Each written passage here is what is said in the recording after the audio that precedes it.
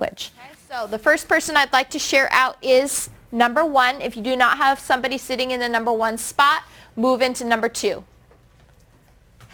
Begin. Okay, so my research is over 150 people in the last few years have been taken off death row because they were innocent, insulted, or I don't know. And my research will be in... You just have to say the fact that you have and where you found it. No, like you say the fact, and then you clarify on how that supports the death penalty. This supports the death So penalty. when we all come back together as a class, a lot of times before I do that, I will indicate to a particular student that they're going to be called on to share out. So a lot of times you'll want a cold call just for that accountability, but it's also important to pre-select those students and give them a heads up before you call on them. The reason being is it gives them a chance to articulate and prepare themselves as far as what they want to use, especially with sentence stems and which vocabulary terms they're going to use when they're responding. But I also do it especially because I'm focusing on those English language learners. So most of the time I will have my English language learner be the pre-selected student to share out because I really want them to not only practice that academic register within their small groups, but also out loud. As a group, you decide which one that you guys have is the strongest fact to support your argument, okay? And I would like Michelle to share out. So you get to pick someone's. It could be your own when he's done, and then you just share it out. Okay, Michelle's group. Can you please share out your findings as a group?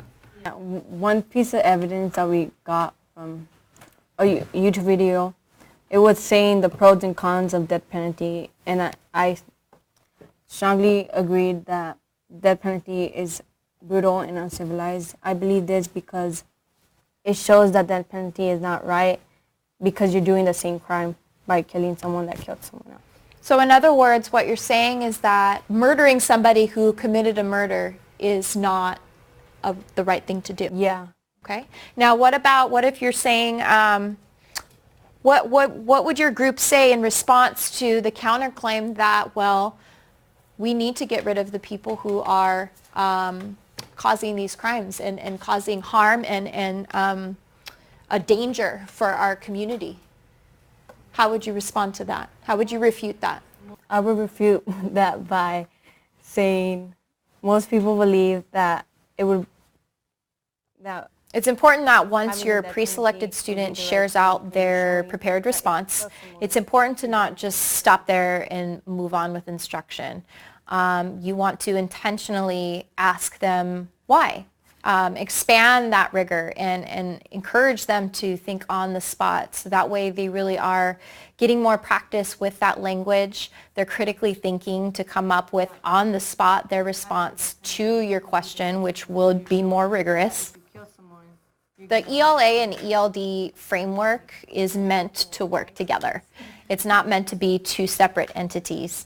And with that in mind, and just being intentional about these little tiny strategies that you can incorporate every day in your classroom is really going to be highly beneficial for your English language learners. And having that constant practice of that language will increase their proficiency tenfold. So technically, okay, so the fact is the death penalty adds cost to the government and taxpayers, right? Okay, and the counter argument would be that the death penalty costs the government less as opposed to life imprisonment without peril. Well, what I put for my counter argument was like,